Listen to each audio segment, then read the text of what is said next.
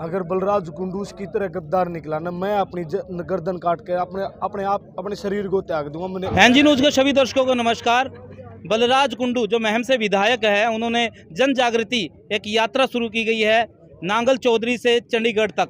तो आज नरवाना पहुंची है यात्रा और इसमें कुछ व्यक्तियों ने अपने बॉडी के ऊपर पेंट किया हुआ है पीले कलर का। तो आइए जानते हैं क्या राज है इनका, क्यों किया गया है। सर नमस्कार। नमस्कार। क्या नाम है? मेरा नाम देवेंद्र फरमाना है। कहाँ से? महम हल्का फरमाना गाँव है मेरा।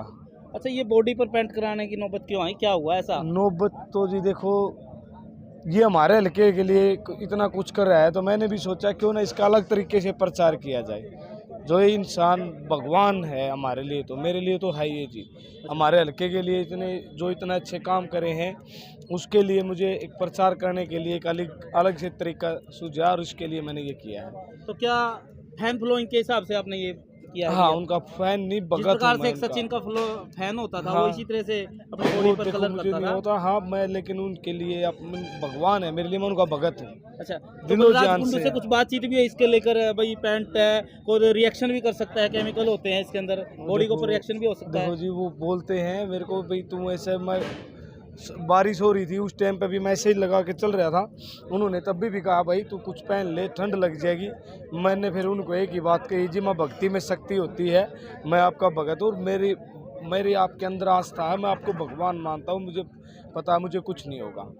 भक्ति की शक्ति भगवान को पाने की है या भगवान को के राज को स्थापित करने की है? देखो जी, राज तो इनका पब्लिक के हाथ में स्थापित करना, मेरा तो बस उनको ही पाना है कि भाई जो हल्के के अंदर इतने अच्छे अच्छे काम, 20 बसें लगा रखी हैं, 5000 बहनों की शादी कर रखी है, जो भूतपूर्व सैनिक है उनको सम्मानित कर रखा है, किसी किसान की फसल जल जाए उसका सम्मान करते हैं, किसी का मकान गिर जाए उसके लिए पैसे देते हैं, भाई किसी के भैंस या किसी को करंट लगने से या किसी एक्सीडेंट से मौत हो जाए वहाँ पर उनको वो करता है। किसान आंदोलन था, उसमें 2-2 लाख रुपए शहीदों को देने का काम किया है।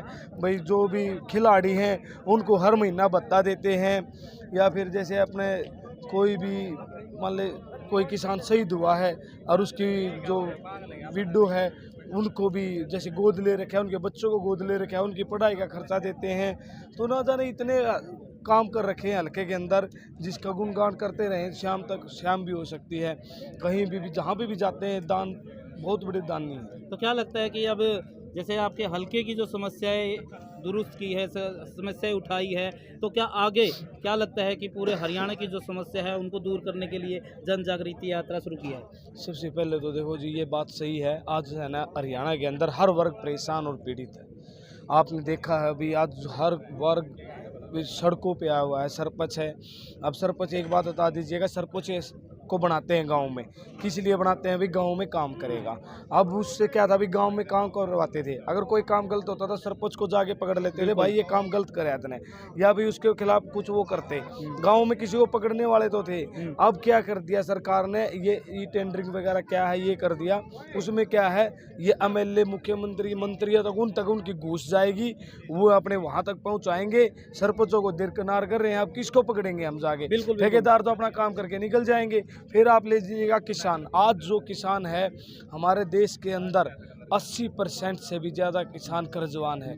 आप गरीबों की बात कर लीजिएगा, राशन दे रहे हैं, आपने भी देखा है। बिल्कुल, आज अडानी इतने ऊपर है, लेकिन 80% लोगों को ये राशन देने की बात कर रहे हैं। यानी कि देश तो इतना गरीब हो गया, हर एक आदमी को 6 नंबर 5वें नंबर पर ले गए।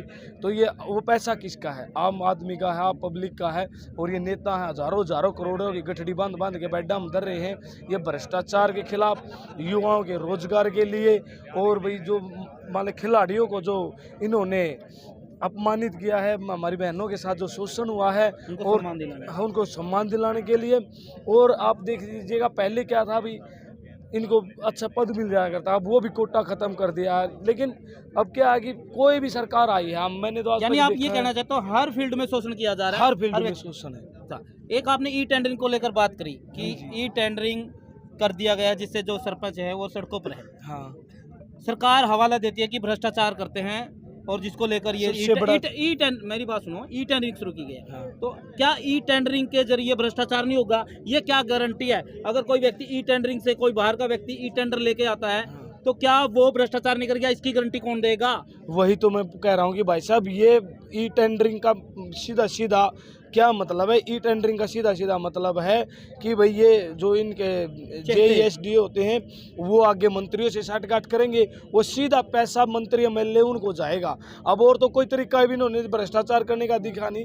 अब सबसे पहले ग्रामीण अंचल को कमजोर करेंगे, इनको बंधुआ मजदूर बनाने का काम कर रही है सरकार। बिल्कुल बिल्कुल। अच्छा, ये जो पेंट आपने लगाया है, कब अपनी बॉडी पर लगाया था या समय समय पर आप डेली इसको लगाते रहते हो? मैंने नांगल चौधरी से चला, उस दिन लगाया था। हर रोज शाम को मैं नहा लेता हूँ, 8 भी बज जाते हैं, 9 भी बज जाते हैं। जहाँ हमारा स्टॉपेज होता है मैं वहाँ शाम को नहाता हूँ। सवेरे उठते ही मैं अपने शरीर में फिर पेंट कर लेता हूँ, फिर चलता हूँ पूरी जहाँ स्टॉपेज होती है, फिर वहाँ खत्म करता हूँ। ऐसे ही चंडीगढ़ तक जाऊँगा। अच्छा, तो जो ये फैन फ्लोइंग की बात करें तो ये चंडीगढ़ तक रहेगी या 2024 के जो चुनावी यात्रा माने आपको वहां तक रहेगी? ये 8 साल से है बलराज कुंडू के लिए। अच्छा जी। यही नहीं है, यहाँ से शुरू नहीं है, 8 साल से ही मैं उनका भगत हूँ।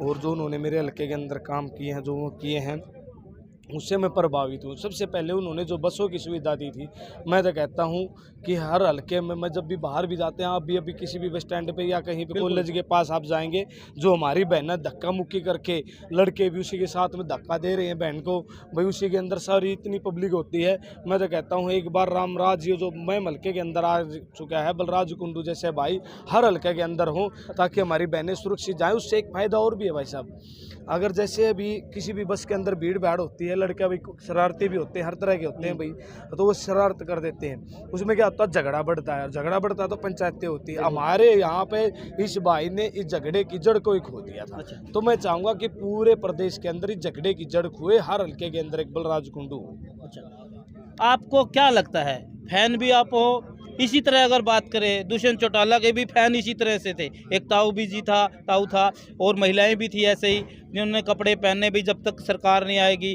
पहनेंगे। आखिर में वो बीजेपी में शामिल हो जाते हैं, यानी सरकार में शामिल हो जाते हैं।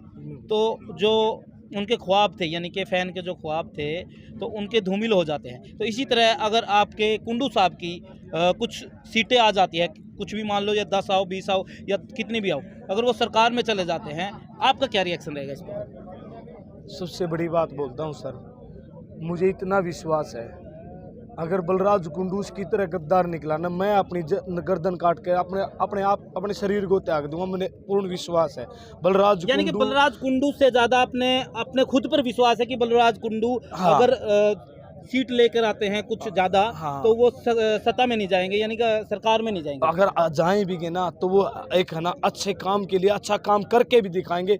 जो व्यवस्था परिवर्तन के लिए वो है, वो व्यवस्था परिवर्तन करके भी दिखाएंगे। बीजेपी का समर्थन कर देते हैं? नहीं होगा ही नहीं, ये तो होगा। यानी कि बीजेपी के समर्थन में आप नहीं हो? नहीं है, किसी और के साथ समर्थन करें? नहीं है, व्यवस्था परिवर्तन के उसमें है कि हर एक युवा को, अब ये दुष्यंत चौटाला है, इसको विरासत में मिला है ये सब कुछ।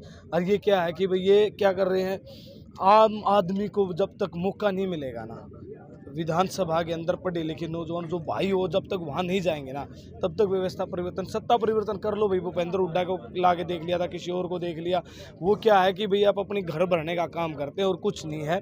हम तो चाहते हैं कि भी एक आम आदमी, और अब की बार ये भी गारंटी देता हूँ भाई साहब, लोग बदल चुके हैं। आपने सरपंच और जिला पार्षद के इलेक्शन में देखा होगा, गाँव के गाँव इकट्ठे हुए हैं, उन्होंने एक आदमी को चुना है। कई जगह पर आपने देखा भी सर्व समिति भी हुई, जिला पार्षद में भी सर्व समिति तक की बात हुई है, क्योंकि अब की बार जनता जाग चुकी है। और मैं ये दावे के साथ कह सकता हूं कि अब की बार व्यवस्था परिवर्तन। बिल्कुल, तो जो बलराज कुंडू की है वो सरकार आएगी, ऐसा कुछ है? जी बिल्कुल बिल्कुल। तो बने रहिए एनजी न्यूज के साथ, बलराज कुंडू से खास बातचीत की जाएगी। धन्यवाद।